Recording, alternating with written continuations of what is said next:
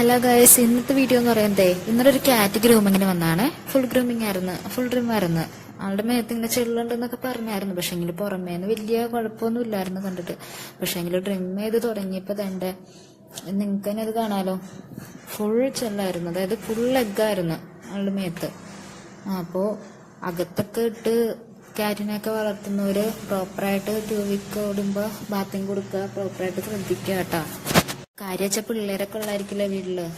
അപ്പൊ അത് നമ്മളിലേക്കും അത് എഫക്ട് ചെയ്യും. അതാണ്. അതുപോലെ തന്നെ കാറ്റ് ആണെങ്കിലും ഡോഗ് ആണെങ്കിലും പ്രോപ്പറായിട്ട് ശ്രദ്ധിക്കുക.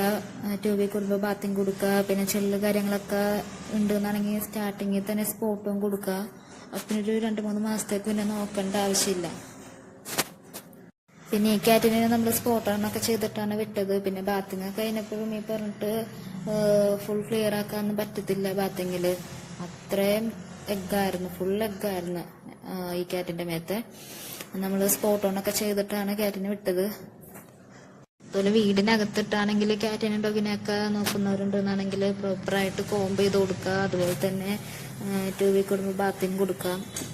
പിന്നെ എനിക്കിട്ടതേണ്ട ഒരു കടിയൊക്കെ കിട്ടിയായിരുന്നു. ഇപ്പോൾ കുഴപ്പമൊന്നുമില്ല. പിന്നെ നമ്മുടെ വീഡിയോക്ക് സപ്പോർട്ട് ചെയ്യുക, ലൈക്ക് ചെയ്യുക, സബ്സ്ക്രൈബ് ചെയ്യുക. Okay, by.